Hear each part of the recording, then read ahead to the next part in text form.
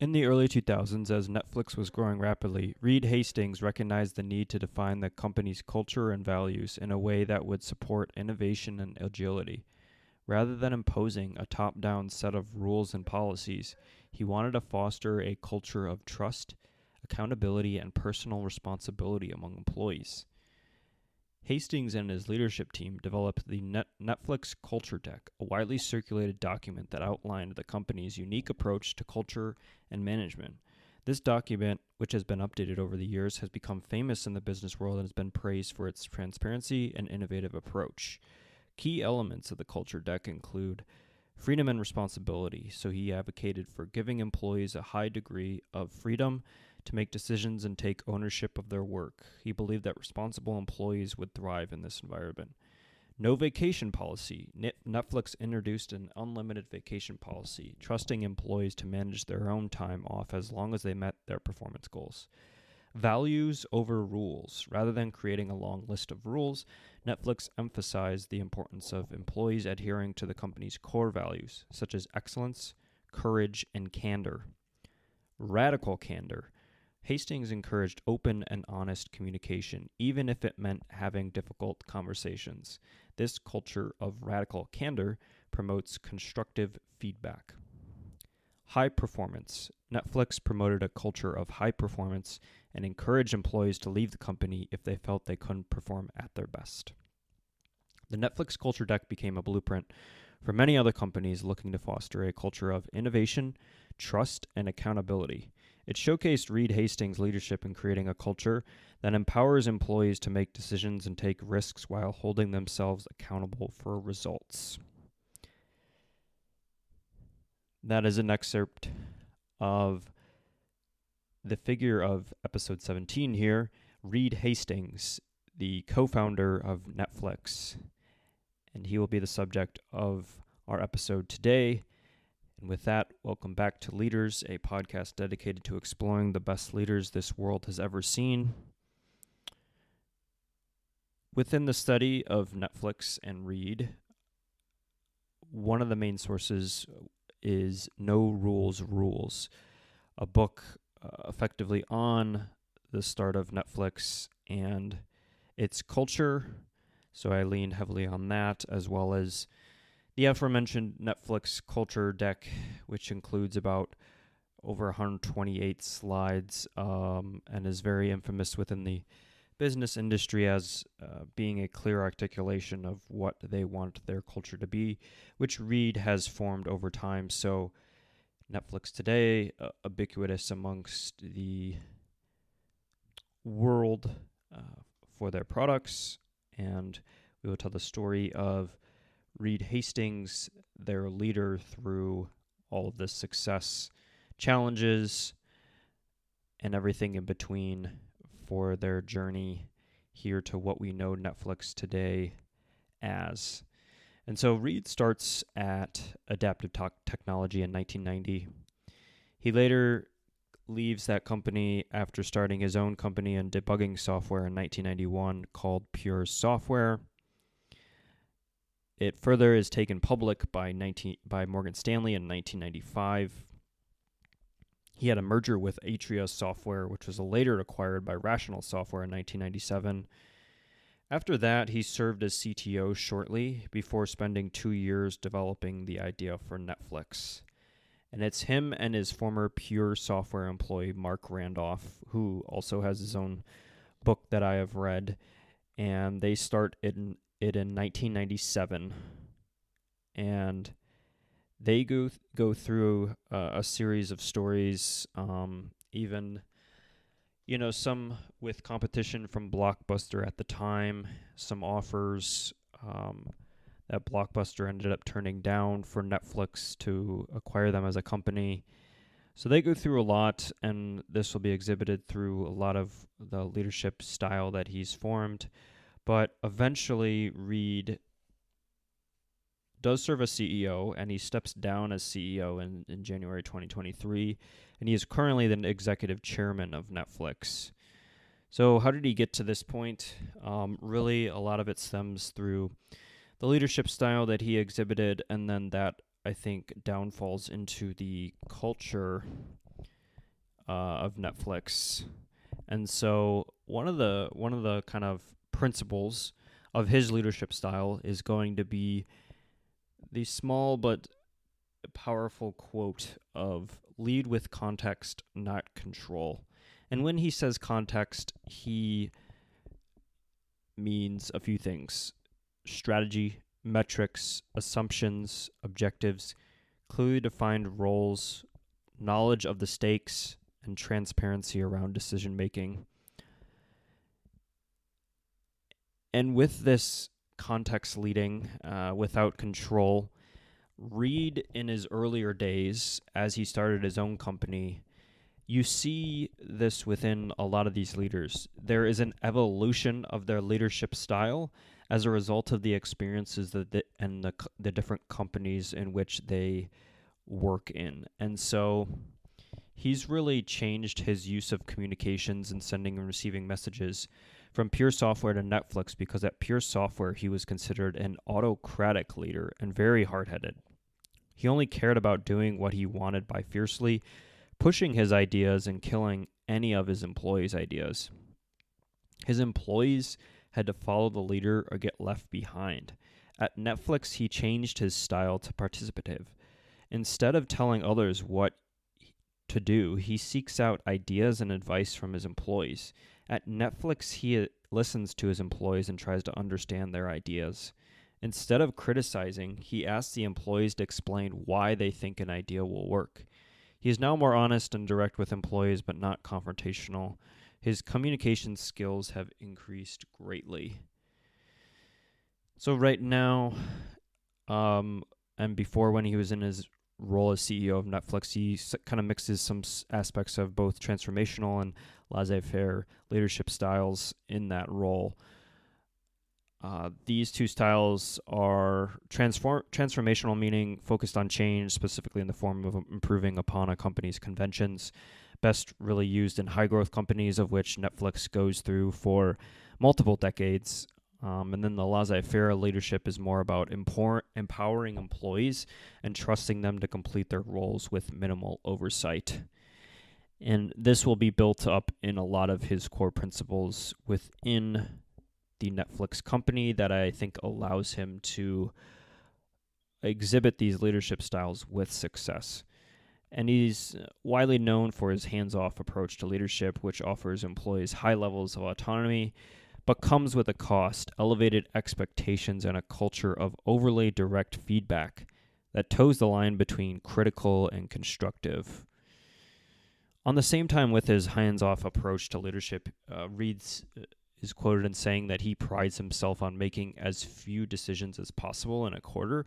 So he's really put in a position where he's making small decisions, but very impactful ones as CEO within a given time frame. He's also, and we went back to this with the last few episodes here, in terms of a lot of these leaders inherently have this visionary style. And so maybe I think it was not really as much Lou Gerstner, but visionary for Reed Hastings, in that he had an uncanny and exceptional ability to predict and strategize according to future market trends. With insightful attentiveness to shifts in the entertainment landscape, he displayed an often unparalleled knack for not just responding to change, but in many respects driving it. And really, the company has pivoted towards developing a streaming platform that would deliver high-quality content directly to the home consumer without the need for a physical intermediary. This strategic pivot under his leadership signaled a pioneering move in the media service industry, which since then has become a standard model across the globe.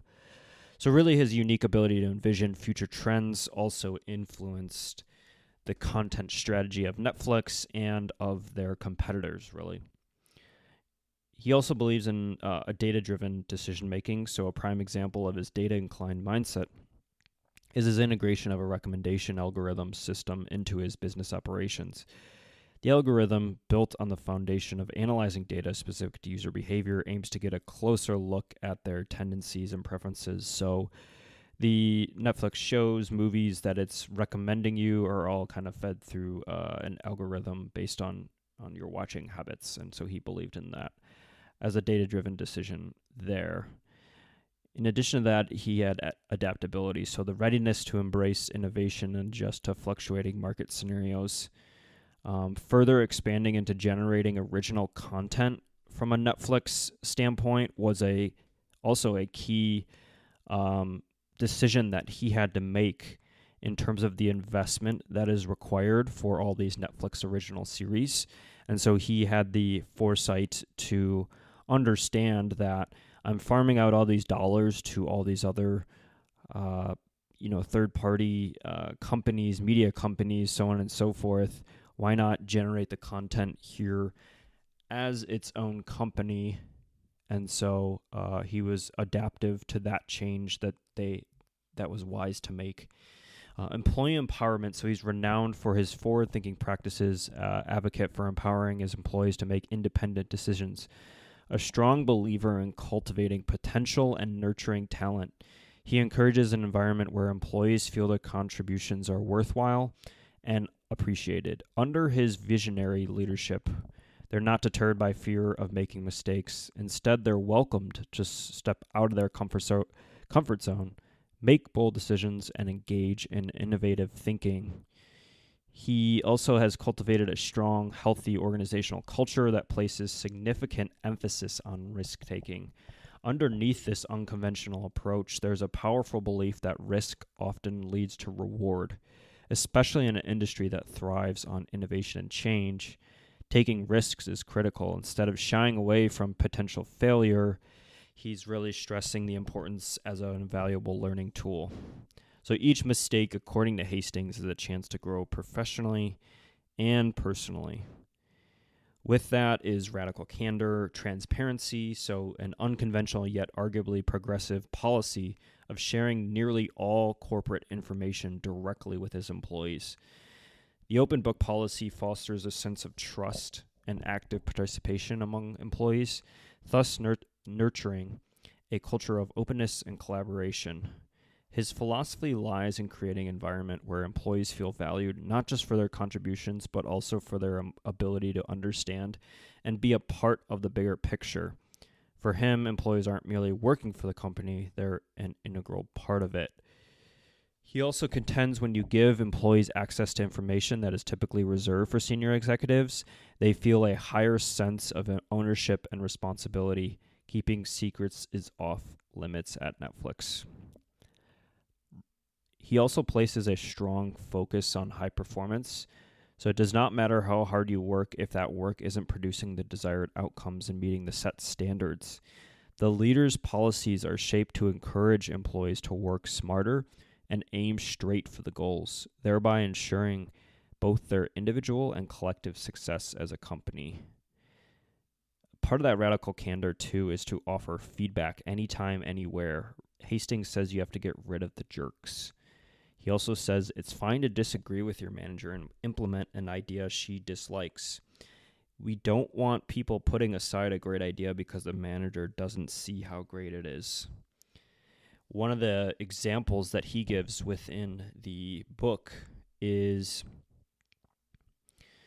during the time before they implemented this product feature, there was a vice president of product and a senior researcher that came to their leadership team and frankly directly to Reed, advocating and showing that people would download shows offline. And so initially Reed was definitely in opposition of doing something like that or deploying a product feature that would enhance that. But these two really kind of told Reed, no, you're wrong. We have the data that would back that up. We've tested it in a few markets, and we think that this is going to be big. So really over time, you can see that he's proved wrong there, and the product and senior researcher in that case were right because a ton of people use that feature of downloading shows offline. Owning your mistakes. So that means if you're a Netflix employee and your product or idea crashes and burns, you have to share with the company your comprehensive assessment of what what went wrong, and what you learned. As he says in the book, when you sunshine your failed bets, everyone wins. You win because people learn they can trust you to tell the truth and to take responsibility for your actions. The team wins because it learns from the lessons that came out of the product. And the company wins because everyone sees clearly that failed bets are an inherent part of an innovative success wheel. So, Netflix leaders have encouraged managers to regularly practice something called the keeper test. When assessing their team, a manager should ask, if this person were to quit tomorrow, would I work hard to try to change their mind? If not, they're not a keeper, and the manager should get rid of them and find someone they would fight to keep. He asserts that it's the only way to keep the talent density high enough to allow all the other cultural elements to work. Their culture desk, which was referenced in the intro and that we'll go into here a little bit more, episode 11, we covered Sheryl Sandberg, and she has described this freedom and responsibility culture desk and deck as perhaps the most important document ever to come out of Silicon Valley. So she really admired Reed Hastings and his team for what they had put together within Netflix. It's creating that culture of freedom and responsibility. First, building up the talent density, and then increasing candor. And Reed says, your number one goal as a leader is to develop a work environment consisting exclusively of stunning colleagues. As the leader, solicit feedback frequently and respond with belonging cues when you receive it. He was really explicit, too, about having employees openly share feedback with executives, as we exemplified through the downloading offline example. Spinning the truth, he says, is one of the most common ways leaders erode trust. Your people are not stupid. When you try to spin them, they see it, and it makes you look like a fraud. In a fast and innovative company, ownership of critical big-ticket decisions should be dispersed across the workforce at all different levels, not allocated according to hierarchical status. In order for this to work, the leader must teach her staff the Netflix principle: don't seek to please your boss.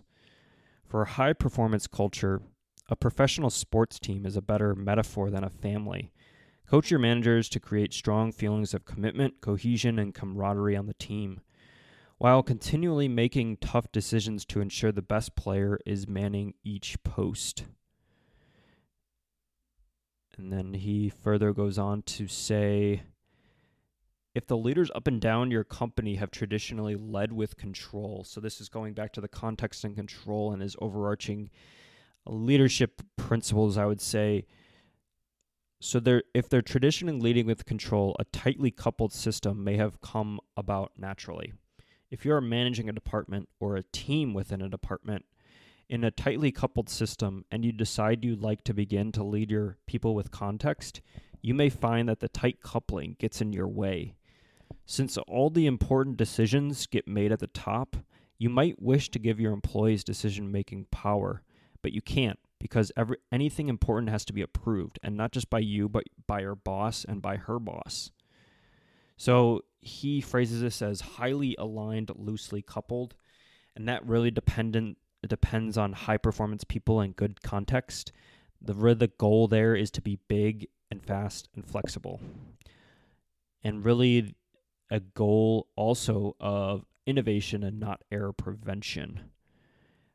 And then a final slide that articulates the aspects of Netflix culture are through 9 values. So first, judgment. So you make wise decisions, identifying root causes, getting beyond treating symptoms, communication, listening well, concise, articulate in speech and writing, treating people with respect independent of their status, maintaining calm poise in stressful situations.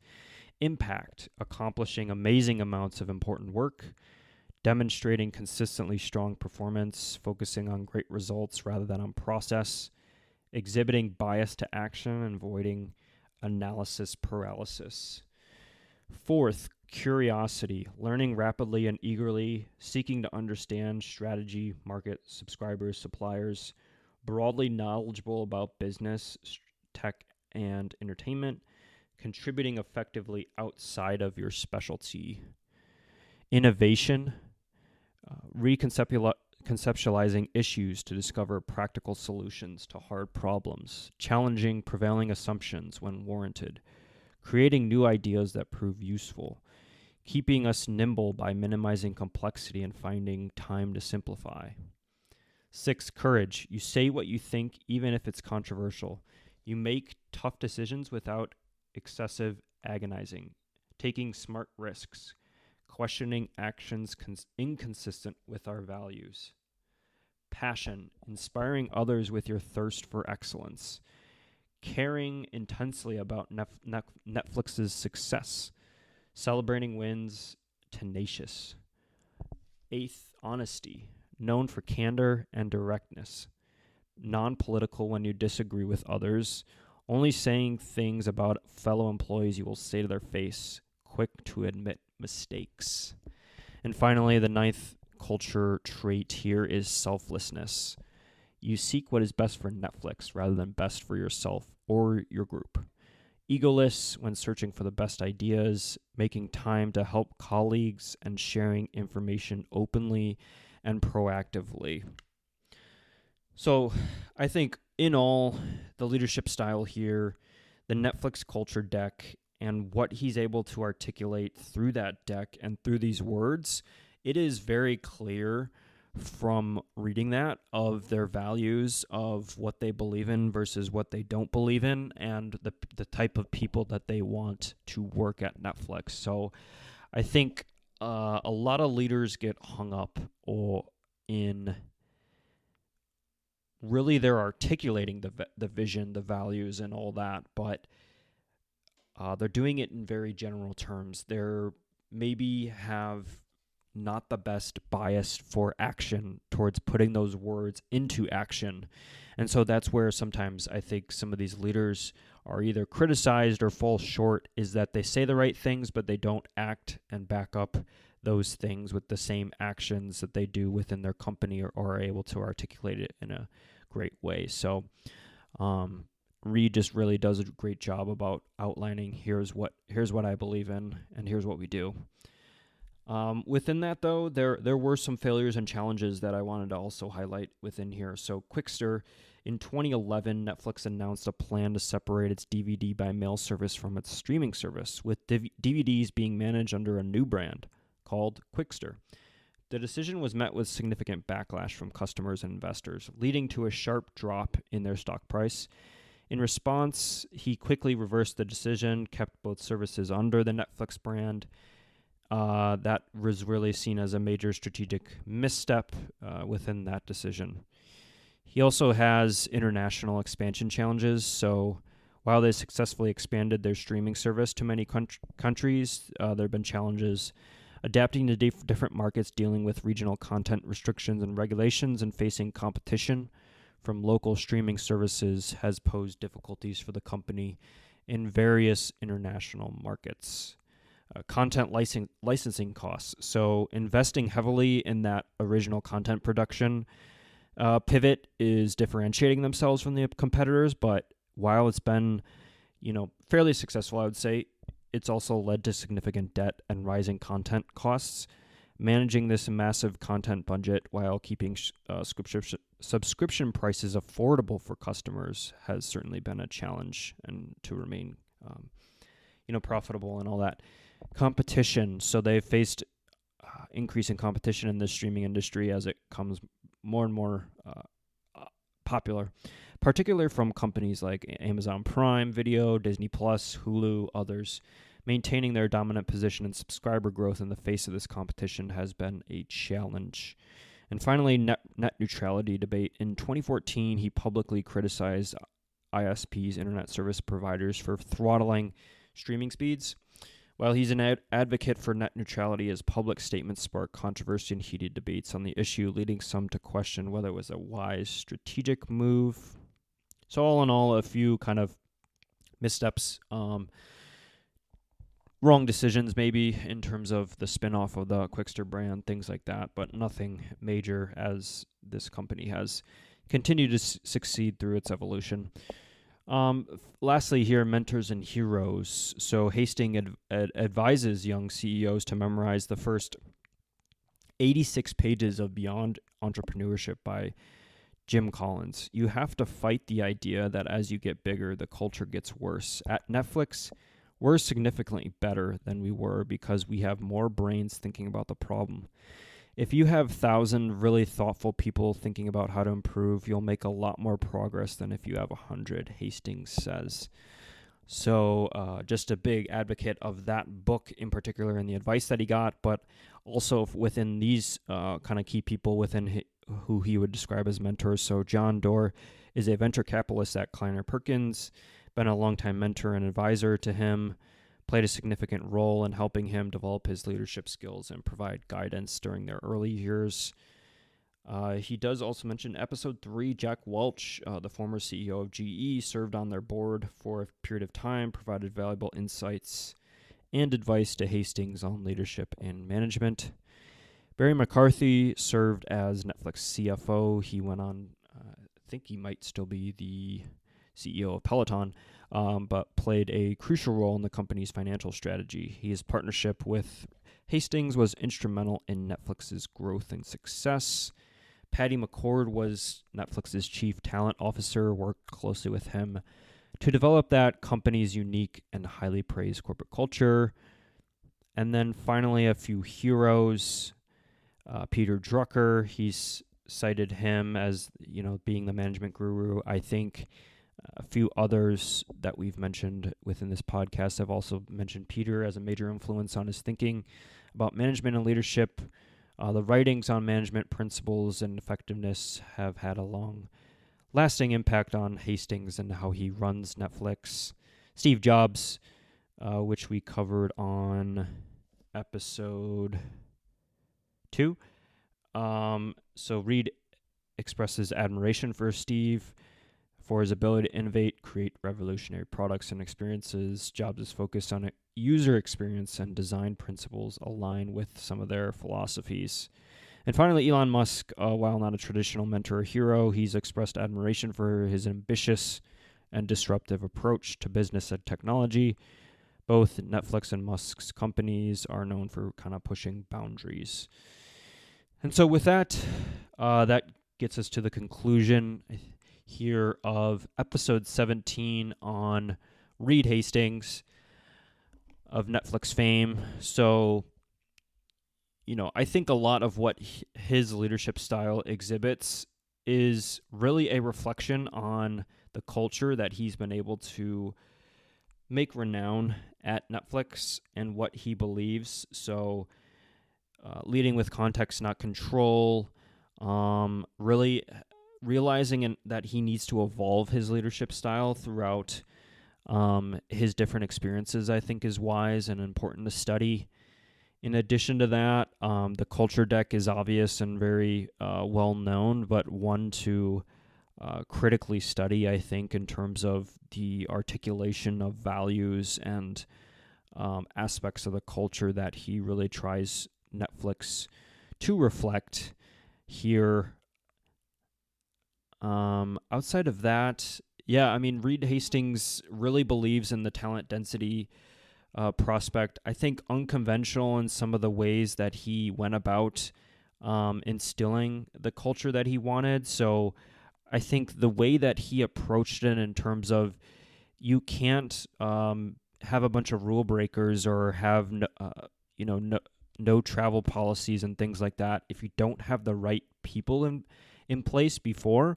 And then if you're not also backing some of those words up with actions to encourage people to call Reed out when he's wrong, critical, open, radical candor feedback, having that high talent density and paying up for the highest performing people is something that he's always believed in, and it's led to great results and outcomes for Netflix. So again, Reed Hastings here, episode 17, and we will be back here soon for episode 18 soon.